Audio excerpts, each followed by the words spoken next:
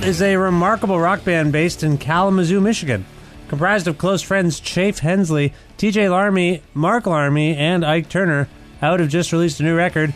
Here's a bit of a song from it called Wound Up. Stare out the window, taking the extra view, walking around with a bomb sent to your head.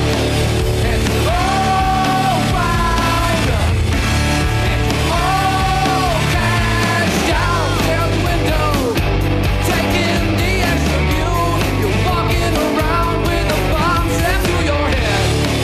And you're all wound up, and you're all cashed out.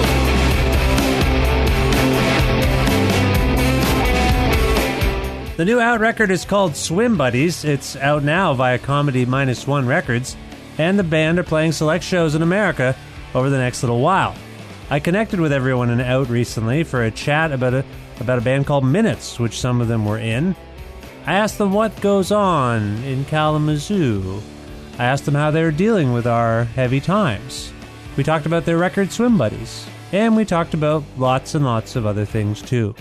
Sponsored by Pizza Trocadero, The Bookshelf, and Planet Bead Coffee, this is Out on the 321st episode of Creative Control with your host, me, Vish Khanna.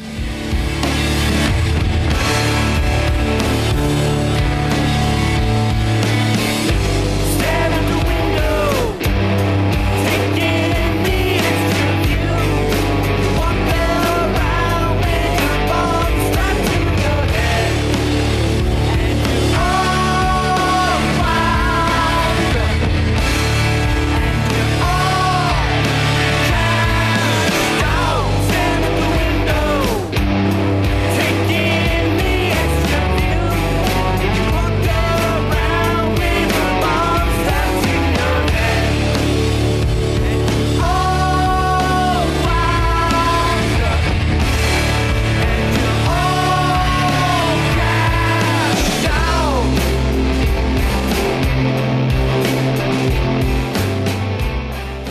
Hi, Out. How are you? Good, how are you? Great. I'm good. Thanks for asking. One of you, I believe it was TJ, asked. I can tell where the manners are in this band. Thank you for asking. Yeah. I It am. was beaten into me. I have to be nice. Oh man. Well, it's nice to have you on the show. I think first of all, because there's four of you there, we should maybe put a name to a voice so everyone can figure out who everyone is. So why don't we start with the polite one, TJ? TJ, can you identify yourself? Hi, my name is Toby Jean. That's TJ, and I'm the bass player for the band Out. Hi, TJ. Thanks for being on the show. Who's next? I am sitting next to TJ, and this is Mark, and I play drums in the band Out. Hi, Mark. Thanks for being here. And who is to Thanks for your? having us. Oh, it's my pleasure. Who's to your right or left? Pick one. You pick the next person there, Mark.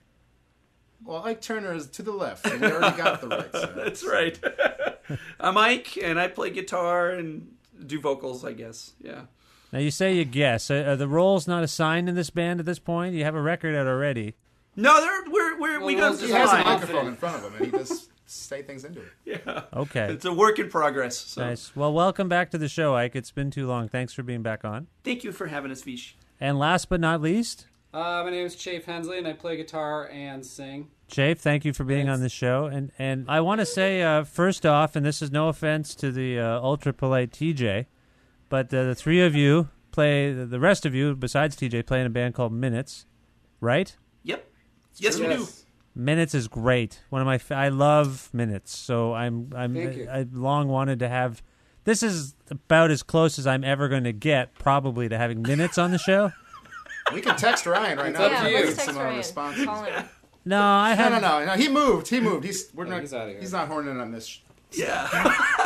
Ryan's Although been. he wants to. Yeah, He wants Ryan's been on the show already, so I can just splice that interview together with this one later if I really want the to. Oh, I can listen to that, yeah. full Minutes experience. But I just want to say I'm a big Charming fella. Yeah, he's a good man.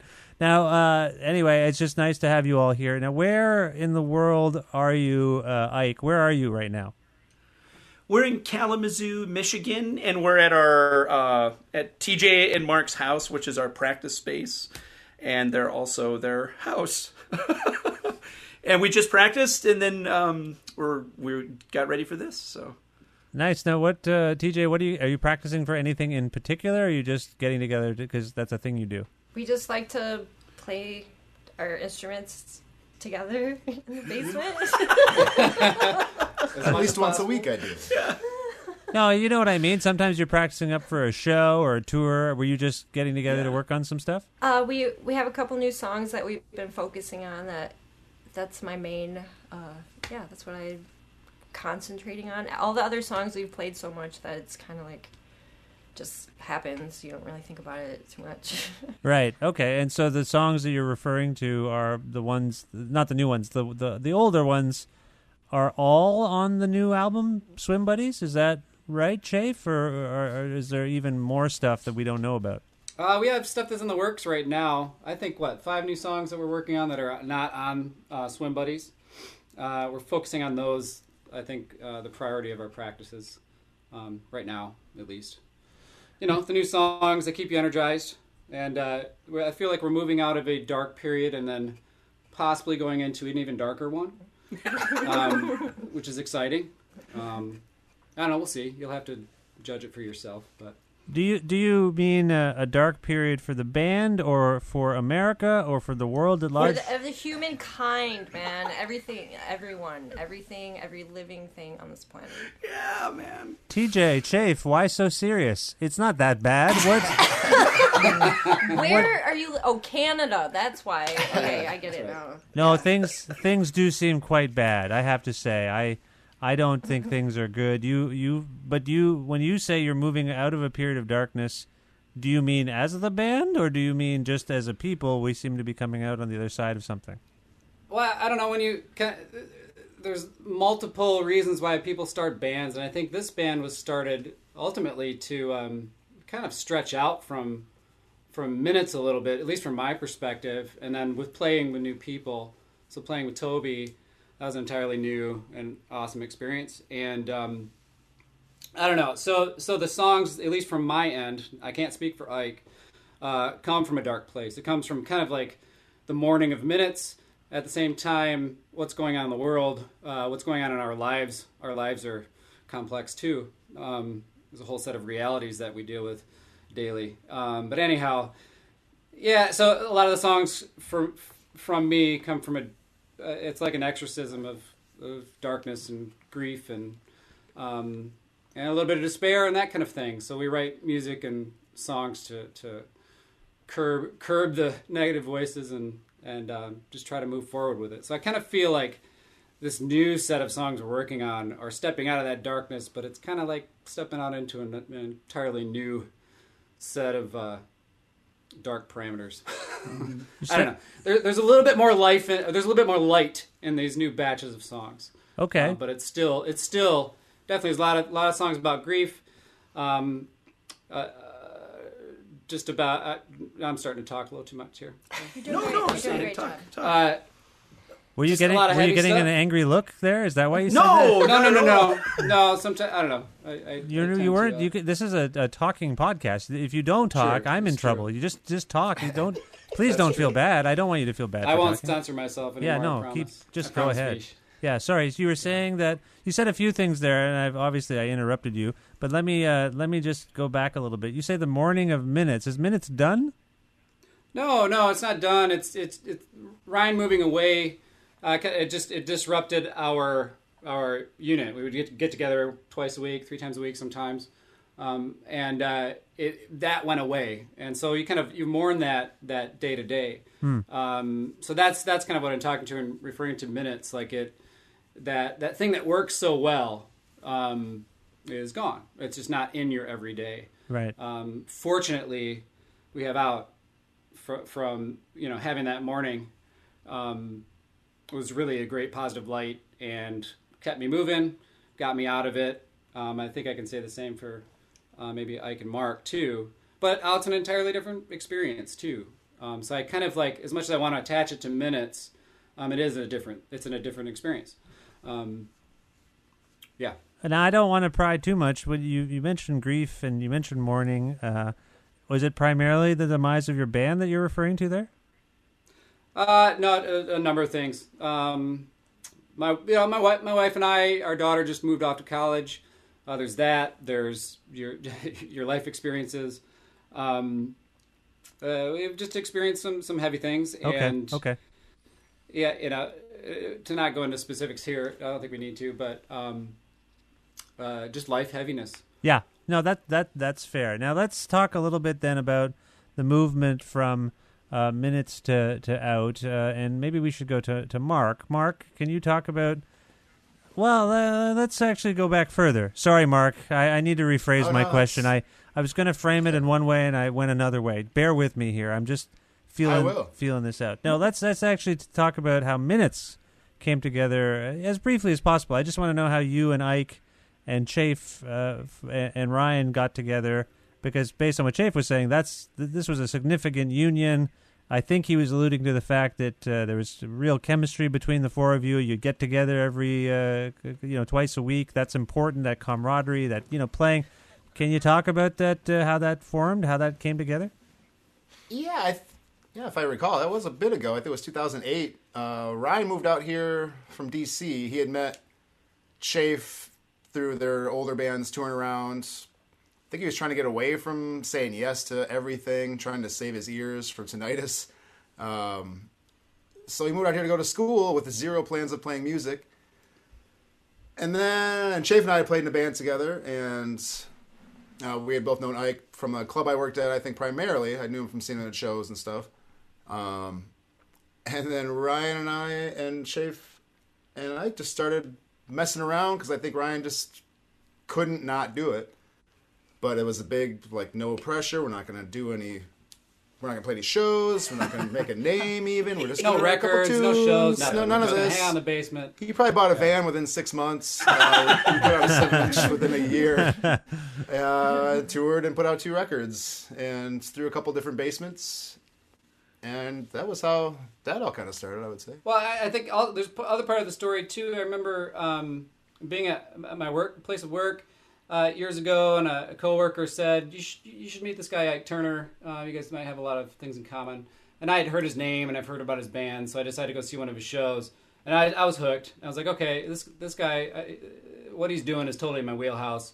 So I kind of feel part of the story is, too, I sort of asked you on a date, we went out. We went out dinner. for coffee, yeah, or something like that. We got lunch breakfast. and had a super lunch. heavy discussion. Yeah, really heavy discussion. We like to do it dark here, so kind of we threw down and then just decided to kind of get together.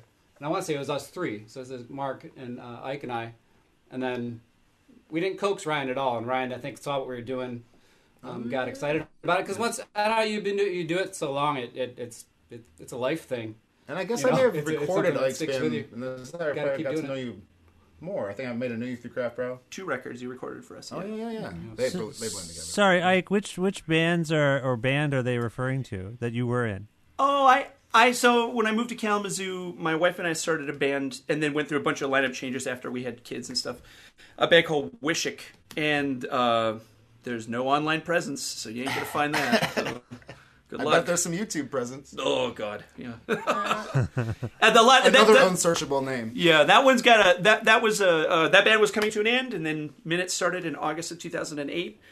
And I'll say this, I think we've already talked about before. When Minutes started, I was at quite literally the lowest point of my actual human life, and so dark. It went broop up from there, and it was just like.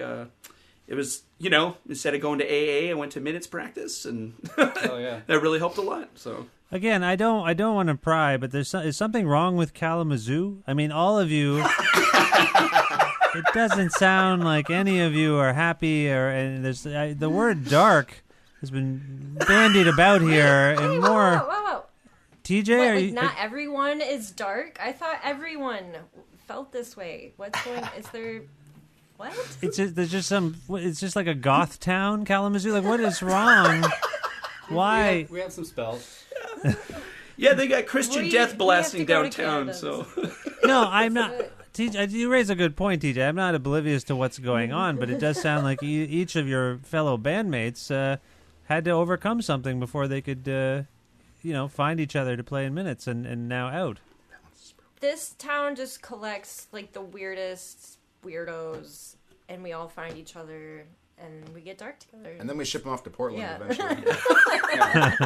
Yeah, there's mass exodus that happens every 7 years, I think. Oh, yeah. When Yeah. your cells regenerate, people just need to move. Yeah. What? And half of them end up back here. I'm making fun of Kalamazoo. What is Kalamazoo kind of known for? It's got 3 colleges here that is probably the cornerstone of part of the economy, and it's most known for, back in the day, Checker Cab and Pfizer Gibson And guitars. Gibson. and Gibson guitars. Proco as well. And Upjohn. Upjohn.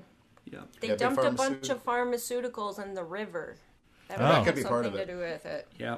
Wait, that had Super something. fun, man. That had something to do with what? The pharmaceuticals. With the darkness of Kalamazoo. Oh, you've been indoctrinated. You've been drugged in some way. So we're like all It's on in our drugs water. We all drink the it every time. day. It's in the water. Whatever. Nothing to see here. We're used to it. I moved here in '98 with no plans of staying, so maybe there is some truth to that. Yeah. So you Not all a lie. you all came to Kalamazoo for things like school or something? No, I think that Mark came for school. I came because my wife moved here. She got into grad school, so came for school. And Toby and Schaefer from here. I was born here. Oh, okay. You were born there and you haven't left. I actually think that's telling, and in some ways that's probably good. That you. Well, I tried to leave. I moved to a different place that I hated, and then I came right back. What was the name of the So- place you hated? Are you allowed to say? Portland, Oregon. Oh.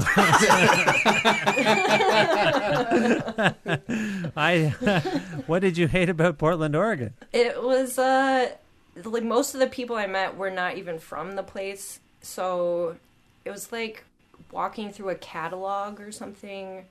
Like no one was real. It was just not. I mean, the landscape was wonderful. I had a great job, like taking care of plants and stuff. That was great, but the people that weren't from Oregon, Portland, Oregon specifically, originally were kind of the worst people to deal with. So, okay, I want to. I And want to. I'm a polite person, so like, coming from me, I'm just being honest. You don't have to tell me you're polite. I remember. Listen, Okay. I just want to take a second to ask you about the most Portland job I've ever heard of. You had a job taking care of plants? Is that what you said?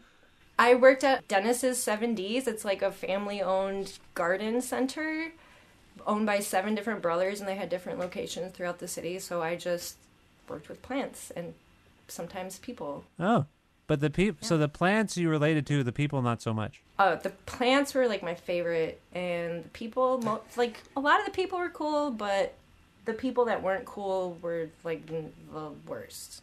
Okay. And do you have a history with plants per se? I mean, do you have a? I mean, we all have a history with plants going back many centuries, but I mean, do you specifically have any background in plants or planting of things? Well, actually, now that you ask, my great-grandfather from Denmark lived in Denmark and owned his own greenhouse and was a florist and moved to the United States, Michigan, Allegan, Michigan, in like 1920 and opened his own greenhouse and flower shop. So like my entire life, that's just been a part of our family. Okay, so you got plants in the family. All right, that's interesting. So, and are you Plants taking? in my family? Yeah. I'm just. You guys are at a band practice. I thought I'd help you write a new song. That's what I. That's good. It's part of what I. Hey, do you know, Vish, we are the bedding plant capital of the world over here. Did you know that? Bedding plant. What does that mean exactly? We have large greenhouse operations all over the city, and they start plants in the greenhouses, and then we supply the whole country with these starter plants grown in greenhouses. Oh, I didn't know that. Okay, so there's a lot about Kalamazoo I didn't know, and there's a lot. Like you talked about the Gibson guitar thing and the chemicals in the water, and a bunch of the other things. We're Celery City. That's our moniker. What? What does that mean? Celery? I can't answer Celery that. but loves We had lots this of celery place. farms in the past. It's Huh. about the extent of my knowledge on that history. I have to I think say, Abraham Lincoln spoke here once. did he? Yeah. Yeah. Is there a basketball or sports thing going on in Kalamazoo? Our football team for Western did really well once this last season. Yeah. I think. Toby I'm in my not a- face. We're like, what I'm the not a hell? sports. like Location we're in right now is on the street, and then walks up to go tailgate. So it's awful on football. Yeah, that's how we games. experience sports. We experience the crowds. That's how People we peeing on watch our houses and games. Drunk bros. Yeah. Okay. So you're Throwing Bud not. Light lime bottles in the yard. Derek Jeter's from Kalamazoo, though. That may help. Okay, there you go. Oh, so yeah, there's he's something. famous. One of the famous Elvis sightings was at a Burger King in Kalamazoo. Oh, So, okay. yeah, Elvis dies in August of 1977, and about 2 weeks later, I know the real story. I don't know if I could say it on the air, but about 2 weeks later, a hoax was perpetrated that Elvis was spotted at a Burger King in downtown Kalamazoo. And then when the person who called in the hoax found out that it got legs, they just absolutely went ape. Freaked out. They thought the FBI was coming after him and stuff. So. Wow. You So just ruined it for me. The whole time I thought it was true. you thought Elvis was there, yeah.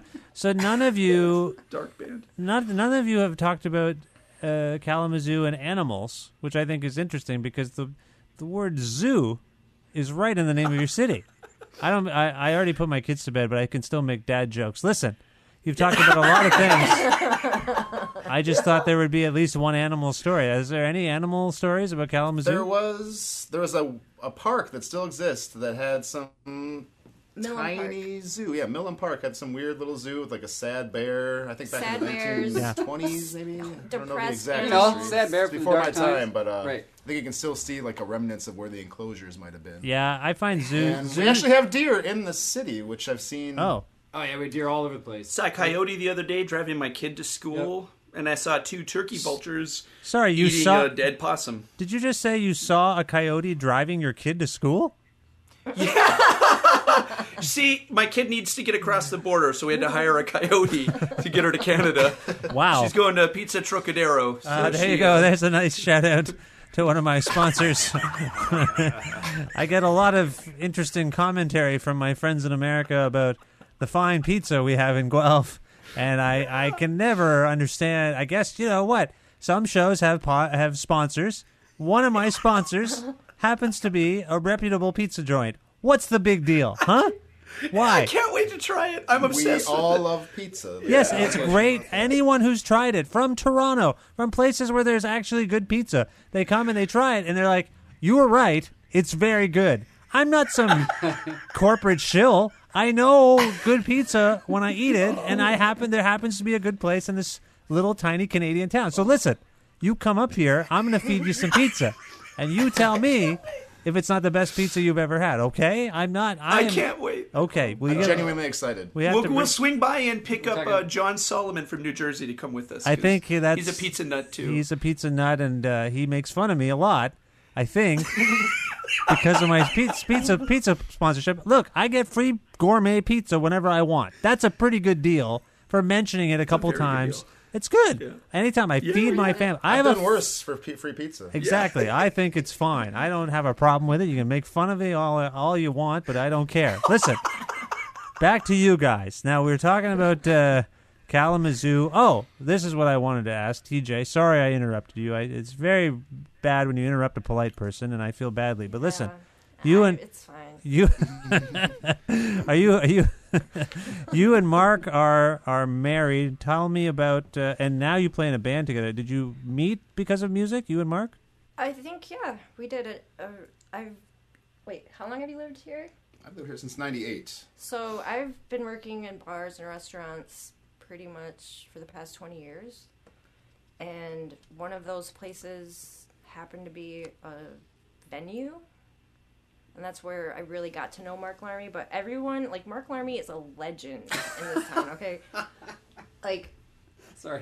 when I first hung out with Mark Larmy, I was like, oh my god, I'm hanging out with Mark Larmy right now. Like, I think Mark Larmy has a crush on me, and I think we're gonna hang out and stuff. And that happened all because of this place we worked at with music. So I guess music was the connector.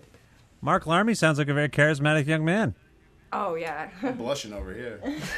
No, I did sound at the club, and the bar, the sound booth is right next to the bar, so we could kind of see each other right over this little bar. And I always asked Toby if somebody had fed the sad bar fish that somebody brought in there, and she'd sneak me beers. Oh, this is very sweet. There's fish and beer. That's a good Yeah, story. they're animals. That's an animal from Kalamazoo. He brought me popsicles to work and earplugs. I did that too, That's yes. love right there. It's an odd Just combination. liquid in there. You don't I often genuinely hear. courted her, I think.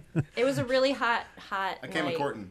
Oh, it No was air hot. Oh, conditioning. okay. Oh, Right. it was miserable. It Yeah, was it was like the hottest, like an oven, man. It watching the faces of people as the door staff closed the windows in an already sweltering building because there were houses across the street. Right. it It was- was very hot was- and apparently also very loud. And- Is that what you're saying? so loud, so hot. Reasonably loud. I was in charge of the sound. It was reasonable. Oh yeah, yeah. It's good loud. Don't sell yourself short there, Mark Larmy. You know how to do sound. Yeah, the PA was just okay. I'll say that. So did you two, prior to Out, Mark and TJ, did you make music together? No. Oh, we made Sweet sweet music. What? together. What? I didn't. That's not. Oh, it's warm in here. It's warm here. I the specifically fan. said, did you make music together? Music, not. Okay, yeah. We played like Guitar Hero together a couple times. Yeah. Seems like a stretch. That doesn't seem. Oh, hang on. Fruit Does Ninja's singing a little, karaoke count? 'Cause Yeah, Oh, sure. we did do that. Yeah, we had That was karaoke the bar. first time I knew that he liked me. It was because he asked me to sing a karaoke song with him. Which song? And it was the Monkees' "Not Your Stepping Stone." What? That's not a romantic song. He held my jam. hand, and I was like could be. smiling the whole time. Try to make your mark in society. There's nothing romantic about it. I would actually think that actually sounds like he's trying to tell you to leave him alone. Really, I would You like think. had to War be Pigs. there, man. You had to be there. I'm not your stepping stone. No, It was no. like no. straight out of a movie, like a dramedy or something. Wow, a dramedy. Dramedy? Very specific. It was okay. impulsive. I had my slot. I'd already signed Why up. did you pick that song? I never like asked. Because you. I knew how to sing it. He knew the words. It was in my range. I don't think we should have. I'm just saying, and I'm trying to be gentle here. I don't think you should have brought this up. I don't think it's healthy. Hey, you brought it up. Well, I didn't. I just asked a question. Why did you pick Stepping Stone? That's weird. Now it's going to be a thing. I'm sorry. Well, anyway, you don't do karaoke when you're sober. Let's just put it that way. right. And there's also famous. There's You lots make the of. best decision. There's famous versions of that song, right? The Monkees' "Minor Threat" famously did a version of that. I loved that show when I was a kid, and then it was The Minor Threat show, one- Yeah, that was great. when Minor Threat all lived in that see house that. together, and yeah. Yeah. Oh, can you imagine? No, sorry. Okay. Who's guilty? Yeah. Hey, you see him right today? Anyway, we've. I think at least it's fair to say we've digressed a little, but that's fine. I'm enjoying this. So Out. How did? So I mean, I know the history of Isaac Chafe and Mark from Minutes, but TJ, when did it? Did you have a background in playing bass or any kind of music? I've been playing bass for about 20 years. I started playing cello at the age of 9 and played through high school. Wow. And then at 16, I started playing bass guitar. And I've been playing 20 years now, so about 30-something years old. Oh, but and so you've been in a bunch of bands? I've been in 3 bands. Okay. This is my 3rd band. Would we know I the? mostly, no, you would not know, and I will not tell you. Also, I just spent most of my time just playing along to music that I liked alone, like thinking someday it would happen, like I'm going to get to play in a band someday. And I played with a couple bands that I didn't really believe in their music necessarily, but I just wanted to play. So I did it, and it wasn't my favorite experience ever. And then I kind of just was like, well, maybe I'm just going to like be the person who plays their bass alone all the time. Right. And then I was fine with that. I was like, okay, I'm totally fine with that. And then they would practice in the basement. Like, Minutes would practice over here sometimes, and then Shark Beach started. And I got to know all of the songs, like the words. I would be upstairs, like, singing at the top of my lungs while they were downstairs playing. And then that didn't, like, actually come to fulfillment. They had a couple shows, and then it kind of fizzled out. And then we were hanging out, playing video games one night, and Mark had just started playing drums, and we were like, let's just go jam out in the basement for a little bit. And Chafe had some songs, and that's kind of how it started, I Okay. guess. Okay. I mean, Actually, like, us 3 played together for what? It was over a year. I think too. Yeah, because Mark really wanted to learn how to play drums, and what's funny though is he already knew how to play, but like he just wanted to convince himself that he's a great drummer, right? So yeah, and I think it was like, let's do this band so we can all just kind of get together and play, and keep the demons away, and get together a couple times a week and throw down. And then Ike came a year later. I think we got 5 songs, and we did a Cure cover song and brought. That was Ryan's Courtesy of idea. Ryan Nelson. I asked him for drum songs for learning drums, and Three Imaginary Boys is one. He's like, you can get this one tonight, even though you can't play drums. And he was right. It was super easy. Yeah, so we learned that song. Yeah, Got a basically, fun bass line. Ryan's That recommendation, Tolhurst. Yeah. and then forced Ike to play it. Well, And that's interesting. And I will say, Chafe suffered through me sucking pretty bad. It really helped to have somebody to play with whatever. instead of just playing with headphones. So learning drum, I quit my job. I had 0 plan. I had It's a a true month story. or more maybe of nothing to do. So I just started messing with drums because I had some drums. And I knew Ike was kind of missing playing guitar. And I kind of thought, well, if I'm off the bass, maybe Toby could start jamming with us. But Right, in minutes. I gave it a while before I could really commit to it. But. Right, in minutes, didn't you swap instruments every once in a while? yeah, We do. Ryan and I would switch off between guitar and drums, and then in minutes, if you wrote the song Chafe, Ryan and I wrote our songs or whatever, but everybody kind of writes them together. Yeah.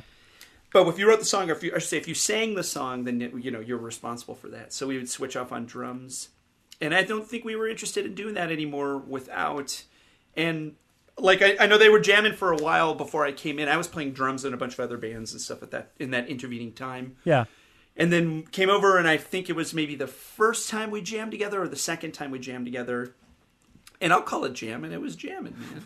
I was like super blown away by the songs. Obviously, I knew them, but it was just different playing guitar on them instead of drums. And I just felt like, this is super lofty, but do you remember, like Jimmy Page talks about the first time he played with the guys who became Led Zeppelin? Or Yeah, he was like yeah. alchemy. And I just knew I felt something strange in the room, and I just felt really good about it. And then I bought Aleister Crowley's mansion. And, imprisoned a 14-year-old. Oh my God! It just. Yeah, no, I felt something heavy in the room, and I immediately was just like, all the chips are in the table for me. So Right now, I want to talk about you. Someone said fending the demons away, and we've talked about the darkness. And by the way, nothing will fend off the demons like learning a song by The Cure. This goth town you live in is so strange to me. But anyway, I actually think when I hear the Out record and when I think back on the Minutes records, or like a song like Get Off Your Ass, there's like a motivational quality, I think, to some of these songs. Like it's funny that good call, man. you talk about darkness and whatnot, but when I think of songs like Cyclist, I already mentioned Dance Like earlier, it's almost, it's not sloganeering or something, but there's there's always a phrase that you seem to touch upon that is like it's quite inspirational. It's quite motivational, and I appreciate that. Is that part of your demon battle? Is that part of your trying to keep your heads up in the face of all the darkness?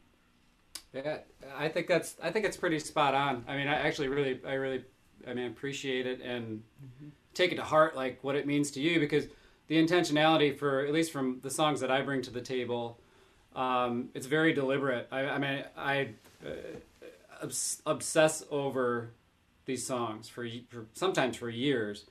And it's very intentional. We all have these things that we work through in our lives, and I think the beauty that music can provide for healing and just for like everyday meditation, the oscillation, vibration, all of that adds to healing, and if you pay attention to it and you have intentionality with your songwriting, you can really do a lot of good with it. Some people would say spiritually. I don't know what I would say in this sense, but for me, it's good for my peace of mind to be constantly making music, but also the intention behind it is not just filler. So for me, I have to sometimes I think a little too serious. I could tend to lighten up a little bit. But this is my avenue to get this out. It's to exercise. Well, I guess we'll call them demons. Why not? They are. So deliberate. So you know, some of the Minute songs that I wrote too, which are similar to Out, they're very direct. So Yeah. it's like it's in your face. Yeah, get off your ass. Yeah. You know, Yeah. that song for me is about alcoholism. So that's for me, but it means something else to other people. But I try to write songs in a sense that it's more universal. The lyrics can stretch. Like the lyrics can actually embody a couple different meanings. So there's intentionality in the repetition and the simplicity of it. Well, And and I will say the phrasing and the melodies of these songs, and not to overflatter you, Chafe, but I do think some of the ones that resonate with me are perhaps yours. I don't know. There's just something about them that never quite leave me. And I'm not trying to make you uncomfortable, but I think that's fine. it's a. Please continue to flatter me. I am fine with that. Tell me how great I am. He's sitting on the floor. He's already uncomfortable. I can live with this. This will be good for my therapy session next week. Man. Well, it does. I think it's a nice, because it's easy to get to have that intentionality, but to be an artist and try to express it in a way that might actually resonate with someone or more than one person, that's an art form. And I think, again, not to single you out, but I think when I think of your songs, that definitely comes across. The combination of your voice and the way, the kind of passion there, they do really speak to me. That's great. That's really good to hear. And I what stokes me out the most too is, I don't know if you can remember this feeling. I think you and I are close to the same age. You have younger kids. My kid's in college. I'm not sure what our ages are. You want to know? I'm 30. Yeah, I'll tell you. The mystery will be resolved right now. Excellent. I'm 39. 39. I'm 42. Yeah. So we're very close. Yeah. So I don't know if you remember that feeling in high school. I think actually on this street that we're on right now, I remember hearing In on the Kill Taker by Fugazi for the first time. And I bought the cassette tape at our local record store. It was called Flipside Records at the time. And that feeling that I got of like connection from those lyrics and that sound. You know, I never experienced anything like that before. And what it gave me was motivation. And what it gave me was like, okay, stuff's a little messed up in my arena right now, and this song is resonating with me completely. It's almost like giving me a map of how to navigate like my next kind of month or my next year. Like I'm using it because it's resonating with me so much to move forward positively. And so there's records that do that for me. And when I'm writing music, I don't write it for myself. I write it for us. You know what I mean? Like us in the sense of like connection, and that us can be as small or large as it can be. But you know, when you hear a Jehu song for the first time and you're completely mesmerized and energized by it, and you kind of can't explain it, but once you start to dive into it, you're realizing their intentionality of it and what they're trying to do and try to make you feel with their patterns and their percussion and all that kind of stuff. Like there's so much thought put into it, and I think it's really important. At the end of the day, I love a good dance song and pop song too. But when I spend my time writing the music that I want to write, it tends to be very serious.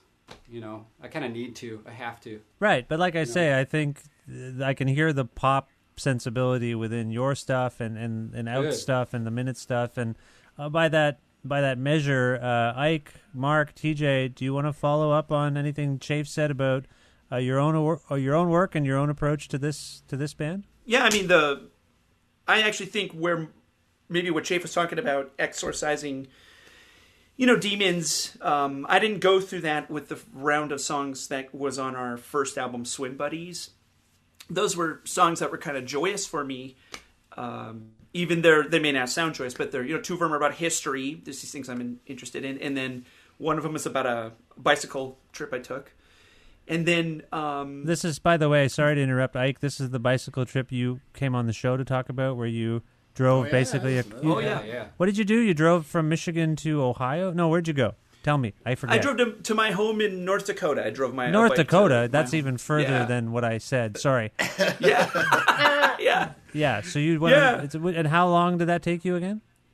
15 days. 15 days. And the song... Writing, and the song Cyclist is some kind of reflection of that. Yeah. I mean, I'll say it. I met a friend up north named Kyle who let me stay with him, and he was just the sweetest guy, and he teaches Potawatomi to Potawatomi children, and he gave me this kind of, and he believes in like omens or totems or I don't know how to say it delicately, spiritual things that don't really resonate with my life view. But he said, I'm going to see these eagles on my trip. And he said, it's going to be good omen, and don't point at an eagle if you see an eagle, and all these things. And I didn't see one eagle the entire trip. I just saw turkey buzzards and crows. And so it's about that. It's a joyful song, though. But the songs I'm writing that we've got now that I brought in are all not, I mean, I think they're kind of dark and nasty. And they're about, I can't lie, they're about, personal stuff within my family. But then also, one of them is about some work I do in Kalamazoo with Syrian family that we sponsor or co-sponsor. Yeah. And the fucking nightmare that we're living under. Yeah. We live under an awful orange nightmare that is just seemingly trying to dismantle anything good about life every single day. And it makes me sick. So. Yeah, I am with you on that. And I want to potentially expand upon that, but I don't want to ignore the legendary Merkel Army or his bride TJ. Do you want to speak to anything we've just been discussing in terms of the content of Out and what you bring to it? That's funny. I was kind of a dick about it at first. It's like, I'm not going to help you remember your microphones at shows anymore. I'm playing drums now. I'm learning drums. I'm just carrying all these drums and trying to play these drums without messing up. I'm not going to tell you if you're too loud. I'm just going to sit back here and play drums. And that's been about it. It's I want to be, I don't want to suck at anything I'm doing, especially in front of people, so I was really very self-conscious about it. I was confident in my bass playing, and, Chafe and I played guitar in a band with Chafe years ago, and while they kind of smoked me a little bit there, I was still confident with it. And drums, I was not. So it was... they were all very gracious. Like I said, Chafe was just willing to come over and suffer through it. So, and now that I'm getting some kind of hang of it, I'm keeping it simple with no rack tom too. By the way. Yeah. Wait a minute. Just to clarify this, Mark, are you drumming on Swim Buddies, the album? Yes. Yeah, they sound. And there's cool parts I've been playing there. for almost the year to the day, I think, when we recorded it. Yeah. And I think every drummer would probably say, "Oh, if we would have just recorded 3 months later, I would have been better."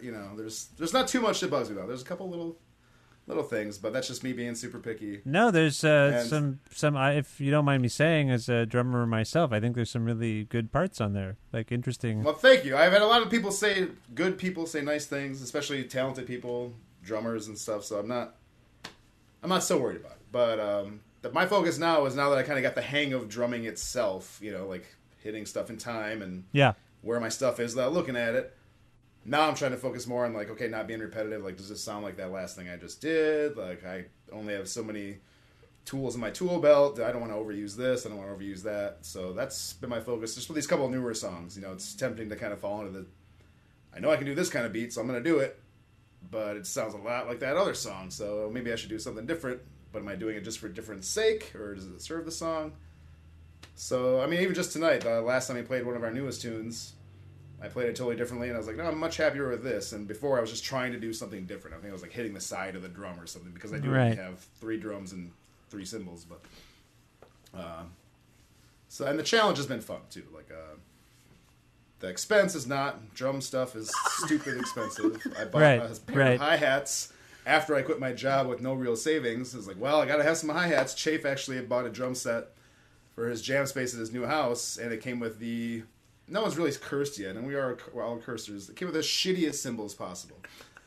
Ike was kind of jamming with it. I think it was still a Shark Beachy kind of thing, where it was just the 3 of us without Ryan playing some tunes. Right. And he brought over the hi-hats, because I had the kid at my house with no hats. And Ike turned them all into wavy plates within 20 minutes. They were recognizable. And then he inverted them within 25 minutes. Right. Just flipped them over. So even though I only had about $600 and no plan, and quitting my job of 9 years, I bought some used hi-hats at Guitar Center. Right. Okay. So that was my dedication to drums, I guess, at that point. And I have to thank Chris Moore, who was in a great band called the Chancy Men. He moved up to Marquette, but he's from Kalamazoo. He was also in a legendary Kalamazoo band called Burwer. He had given a drum set to a friend of his that did not want any drums, but gave them to her anyway when he moved, and I ended up with them because she didn't want them. And now he misses them, and he's not getting them back. Okay. I do want to take a moment to point out that the question was about lyrical content, and thus far, you have answered in much the same way a caveman might, just about drums, hitting things. I don't mean to insult you, but I'm going to move on. I do say smashy, smashy. Okay. I don't write none of the words, if that's what you're asking about. No, I'll let you try to make me sing them, and I'm not going to do it. Just making jokes, but I am going to move on to TJ. TJ, can you talk about your impression of what maybe some of the songs are in Out seem to be about? Well, they become relevant for different reasons every month, every week. There's something about Summer Tribute that really got to me back the first summer we were together. It was Sandra Bland and Black Lives Matter and people being killed by police, and it was like, don't give up. Like, it was just this, that's what I attached that to. I don't know what Chafe meant by that, but for me, like, I attached it to that, and it like made me cry sometimes when I would like sing the song. And then over the months, it became applicable to like any number of like horrible things going on in the world, and it's just a constant reminder to keep going. You have to keep going even though everything is trying to keep you down. And then Left for Dead, like, that has had many different meanings over the months and year. Just lives being lost for no good reason. Yeah. We played Left for Dead once at a show right after an awful bicycling tragedy that happened in Kalamazoo, where a person who was out of his mind mowed down a bunch of cyclists. And yeah, I remember this. Yeah. It was truly awful. And we played that song, Left for Dead, at that show, and I just remember feeling as if we were attempting to help the people in that room. I don't know, whatever, 60, 70 people who were in that room. Yeah. Just attempting to help them grieve with us. Yeah, I think it was like a day or two after. It was very quickly thereafter, yeah. But there's always something where these songs mean something, because it's we're constantly put up against injustice and painful experiences that they just apply to so many different circumstances. Yeah, my sense of the band and maybe I hope people who are listening, their sense of the band at this point is that you seem engaged with the world around you as a band, as people writing songs and trying to express yourselves. I guess part of why I asked this sort of last round of questions and asked you each individually to discuss it is because I wonder if you have conversations about these things together as friends, as people who work together, and then whether or not the songs then become a reflection of those conversations and those discussions. Can anyone speak to that? We talk all the time. These are my three best buds in half town. Practice, half talk. Yeah, we constantly talk. There's no way, I swear to God, there's no way I could have made it after November occurred without these guys. Like, I was just in such a dark space. It hurt, just so confused, as so many people were. And these three, they pulled, without me telling them, oh, hey, I need you to pull me out of this. Just listening to the crazy shit that happens throughout the day. Yeah. And reflecting back. And they're just we're friends. I'll speak only personally here. They're my best friends, and I love them, and that's true. You know, so that's very, very helpful. So. Well, so you talk about the confusion after the election, and how your community and this particular social configuration helped you, Ike. For the rest of you, I don't know if you shared. I gather you shared in that confusion and that horror, in that despair. Where are you at now? You say you're moving on to the next batch of songs. And I'm kind of like, Ike, I feel like you said your contributions are going to be even darker. Chafe, yeah. I can't remember. Chafe, did you say yours might not be as dark? Well, I was sort of playing around a little bit there, but like, okay. I mean, yeah. Well, it's because I can't put a finger on it. I can't tell if they're like one of the most recent songs I wrote was called MRI, and I was in an MRI last year, and to get through it, that you know, if you're a little bit claustrophobic, it's a horrible experience. And to get through it, I wrote a song to get through it. And so I remembered it, worked through it, and the MRI was, associated with some medical problems or whatever. Yeah. And but with most of the songs I write, I try to attach multiple meanings to things. And so I kind of really worked on this, or I kind of worked with the word submission. And I felt like this is something that we're in right now. We're in this submission hold. We're in this conservative, god-awful, violent, and bullying submission hold. Yeah. And so the MRI experience felt like that. It's like I'm at the mercy of health care. Fortunately, I have a job that has good health insurance, but some of my friends don't. Some of my people in my neighborhood don't. So there's conflict there. There's conflict with, trying to do the best thing you can do every day amidst this post-election period, too, where everybody's ramped up. It's brought up a lot of trauma. I can experience my own trauma that's happened due to this election. When it comes to just abuse and misogyny and violence. Yeah. And so the songs are reflections of what we're going through. And we talk about stuff all the time. Yeah, Ike said too. We hang out together. Our kids hang out together. We have Thanksgiving together. We go to the beach together. We play virtual reality video games together. We break bread. We ride bikes. We throw frisbees. It's a family. It's friends, family. It's your community, right? Yeah. Yeah. So we're always together talking. We're always together processing shit and spitballing and too. So the songs come out of that. But I think we have individual drivers of the song. So I think with this band, Ike and I are driving the songwriting, but really they don't solidify until Toby and Mark are in the mix.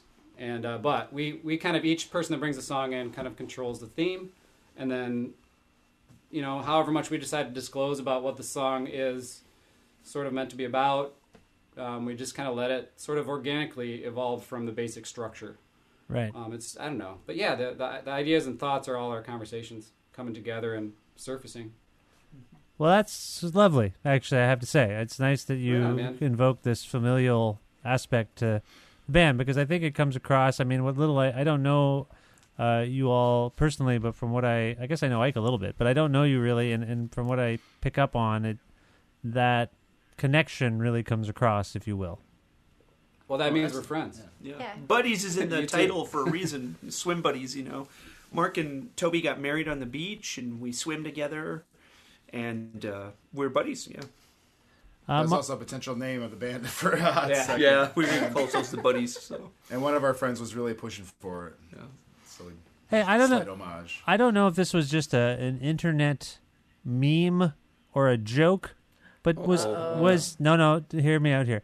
I was on Facebook, and I thought I saw Anthony Kiedis from the Red Hot Chili Peppers wearing a shirt by Out, like an Out shirt. No. No, that was a joke. That was Mr. King, our friend Mr. King from Chicago. Okay, that's just a joke. If you look up swearing robot on YouTube, you'll see the funniest thing in the world. But Mr. King, who's our dear friend, but he also directed our video that we made last year, or he made for us. Really, we really didn't do much. And he was also the impetus to record. Really, he was. Yeah, kind of thank him for that album. Basically, we recorded all the basic tracks of that record that day. In fact, some songs were not touched at all, right? We recorded those songs that day. Is this the same Mr. King who might have recorded a Minutes concert? Yeah. Filmed it? Yeah, I saw that. He filmed it. Yeah, he's so sweet. He seems like a nice man, yeah. He's just wonderful. He is actually... we're blessed to know so many really funny people. I think he is actually the funniest person I know. Like, the most absurd... Probably some really, really, really deep, dark shit going on in his brain. We can't say dark anymore. Oh, we can't say dark. Sorry, yeah. We gotta watch out. It's true. We passed the quota a little while ago. It's true. Yeah. This is it's a Canadian show. We try to keep things light, actually. Yeah, man. That's right. I'm super happy. I don't know all these people are talking. That's right.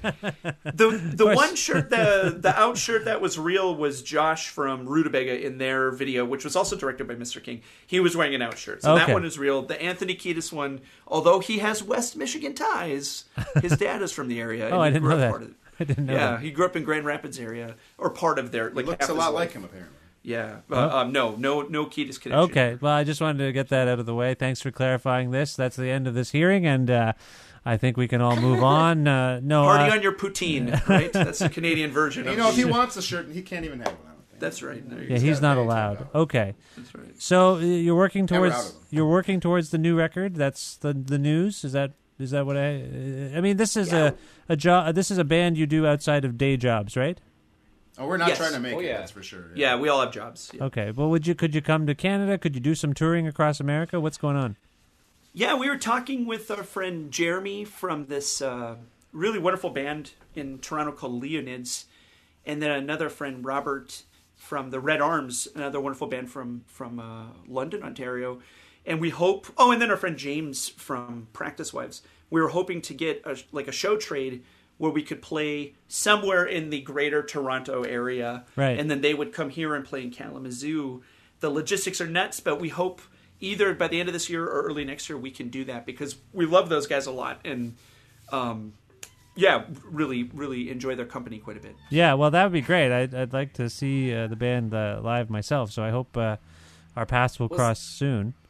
We'll see. We have to do a lot of packing and stuff like that too because we obviously be doing a one-way trip. Yeah, So we have a lot of stuff to take care of. Have how's you? your guest house doing, dog? You're welcome. Save us. You're welcome to stay in our shed. Sure. Why I not? want some of that pizza. You Yeah, can. like Greg Ginn and Henry Rollins, man. We got to shack up in your shed. Did you think about moving to Canada after November? I think about Absolutely. it all the time, before and We're after. so Before, close. 10 years ago, we were talking about it. Yeah, I don't know. Never had Ireland a or bad time Canada? in Canada. Okay. Well, so Except maybe coming back across the border, No, but we that got- was the U.S. side's fault. We Yeah. gotta fight it out. okay. Well, just you gotta. I think it's we got good. a lot of friends here. I think the good people should stay and fight because Absolutely. if Absolutely. there's an exodus from the good people, then you're really in trouble. The whole world will be in trouble. So, I presume that for more information about Out, people should go to the comedy-1.com Absolutely. website. Absolutely. That's the easiest way. And we have the Easiest way. Bandcamp thing too. And yeah, you can get to Bandcamp from there, and then there's a Facebook page. It's Kazoo is the easiest because it's not an easy name to search. Yeah.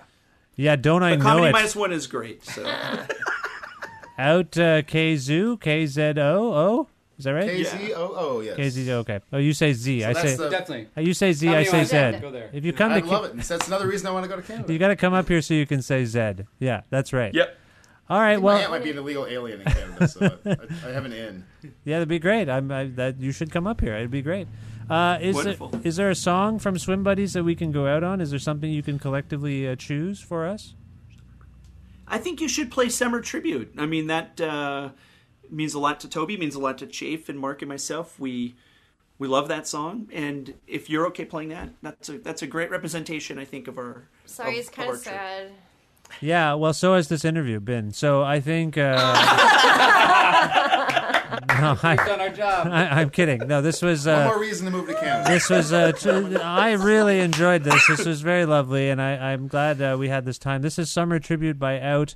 Everyone in Out, Ike, Chafe, Mark, TJ, thank you so much for being on my show, Thank and best of you. luck Thank with you, everything. Vish. It was Thank great. you so much. Thank Thanks, you, thank Vish. you.